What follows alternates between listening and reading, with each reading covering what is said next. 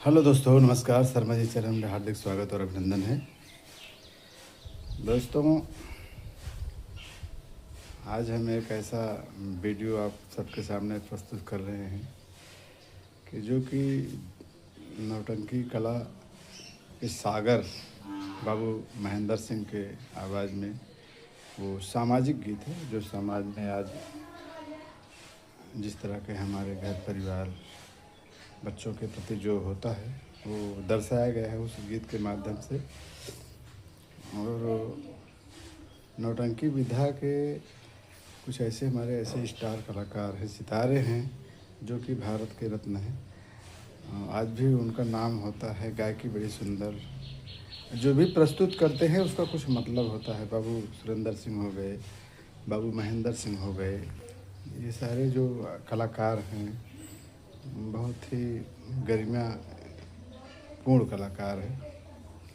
तो दोस्तों, नौटंकी का जो ओपनिंग हम अभी 15 अगस्त को हुआ था, वो ओपनिंग अशोक कुमार गौतम खैबरपुर हथीगमा कुंडा के पास उनका घर, वहाँ से वो ओपनिंग हुई थी। रुक्मिणी स्वर संगीत पार्टी, वहीं संगीत भी हुई थी। जहरीली राखी का त्यौहार, जिसमें बाबू सुरेंद्र सिंह के शिष्य बाबू महेंद्र सिंह वो गीत प्रस्तुत किए थे। आज के जो समाज का प्रचलन है कि माँ बाप अपने बच्चों का पालन पोषण कितने ढंग से करते हैं, किस मुसीबत में पालते हैं, ये हम सबको पता है, समाज को पता है, घर परिवार को पता है। लेकिन वही जब माँ बाप बूढ़े हो जाते हैं तो हमारे जो बच्चे हैं वो उनका देख रेख सही ढंग से नहीं कर पाते हैं।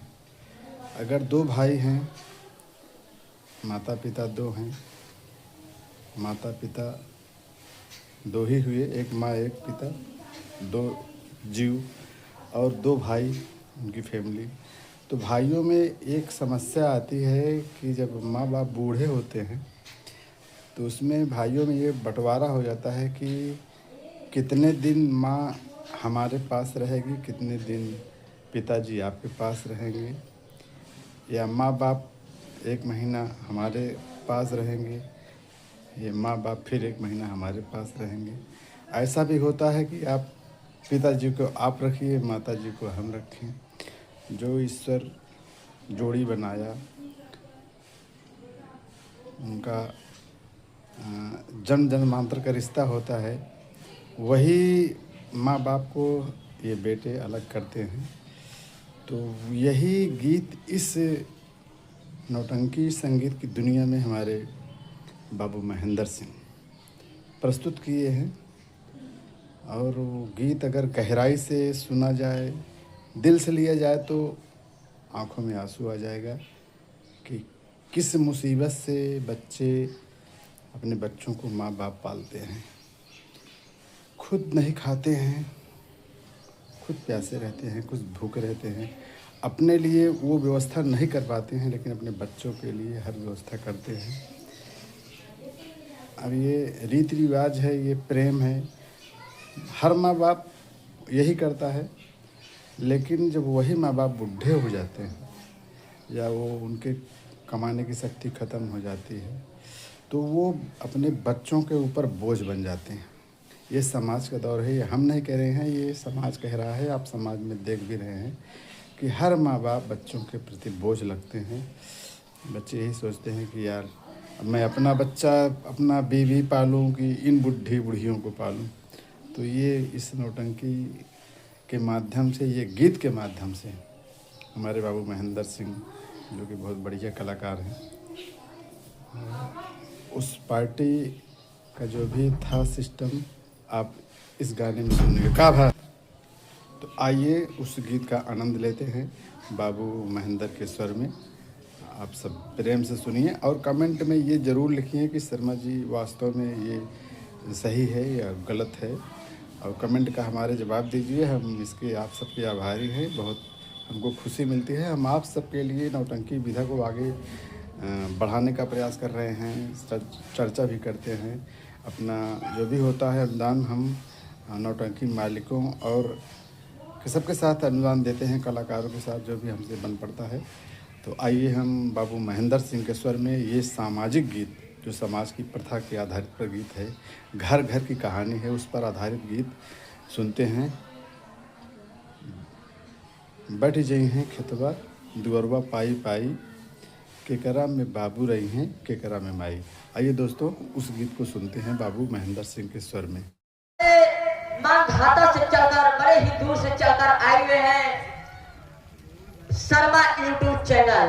शर्मा यूट्यूब चैनल भैया आए हुए हैं और हमारे मास्टर अशोक कुमार गौतम जी और मैनेजर राधे श्याम गौतम जी का कहना है भैया कि अगर इलाहाबाद रेडियो सिंगर बाबू महेंद्र सिंह आए हुए हैं तो उनके मुखार बिंदों द्वारा कुछ न कुछ सुना दीजिएगा भैया। हाँ भैया,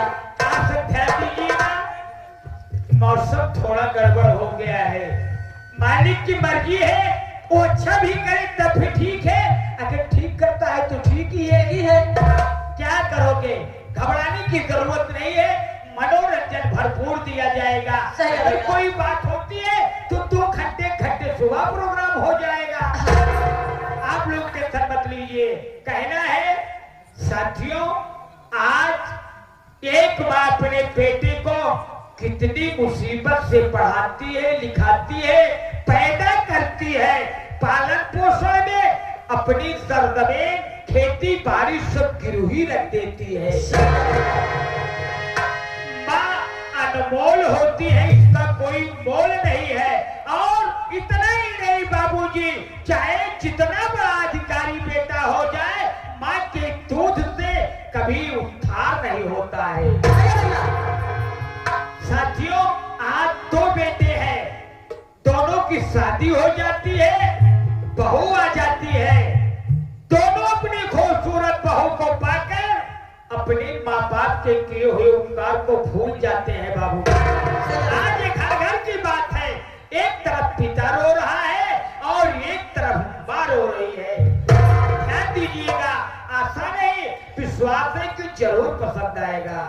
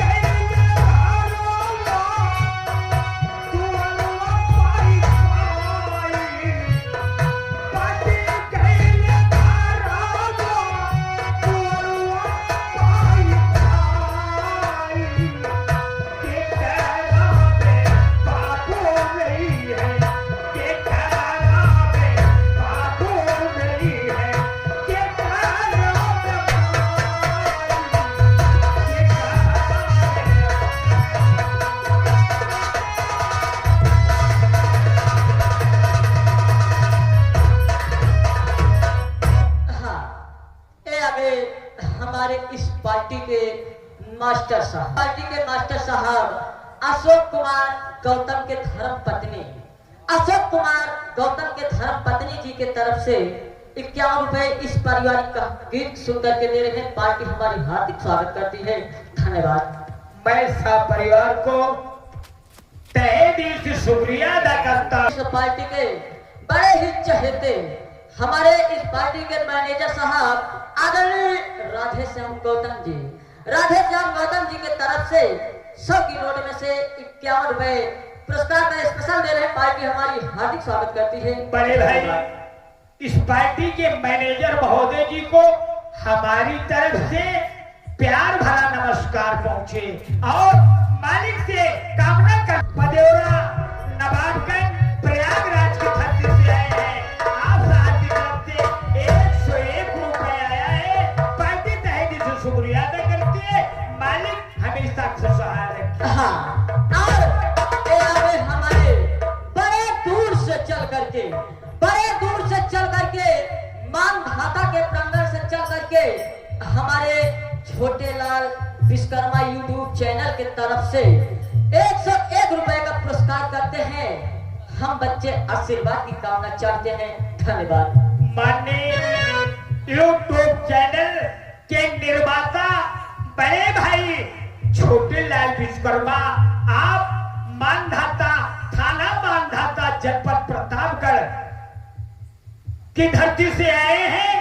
ऐसे महानुभाव को हमारी तरफ से, हमारी पार्टी के कलाकारों की तरफ से प्यार भरा नमस्कार पहुंचे, जो देश विदेश सारे दुनिया में आप अपने चैनल के माध्यम से हम लोगों को पहुंचा रहे हैं, नाम करा रहे हैं। ऐसे महानुभाव को प्यार भरा नमस्कार पहुंचे, आशीर्वाद की कामना है।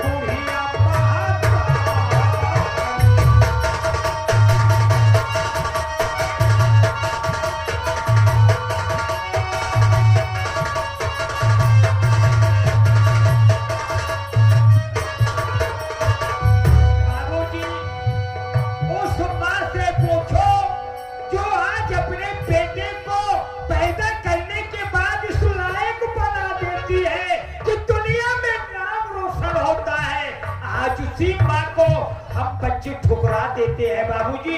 कितनी गलती बात है।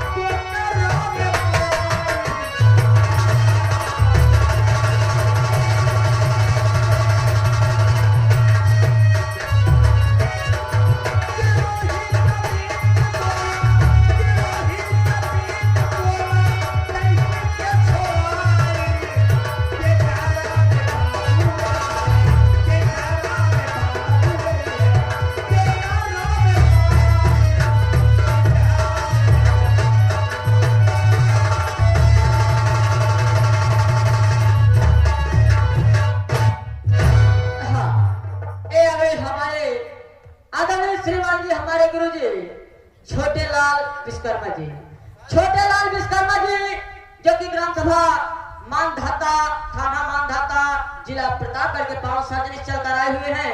शर्मा यूट्यूब चैनल वाले हमारे संदीप नक्कारा उस्ताद के लिए 51 रुपए स्पेशल दे रहे हैं। हम बच्चे आशीर्वाद की कामना चाहते हैं और साथ साथ ये आगे हमारे आदरणीय श्रीमान जी आप साहब मुंशीलाल मास्टर साहब रेडियो सिंगर बादल तो बहुत देखा, लेकिन ये हमारे मुंशीलाल भाई सिपाही भाई के सगे भाई हैं, बहुत अच्छे वादक हैं। मैं ऐसे कलाकार को बार बार नमस्कार करता हूँ। आपको दुनिया में मालिक खुशहाल रखे और जहाँ भी रहो हमेशा खुशहाल रहो, मालिक से कामना करता हूँ।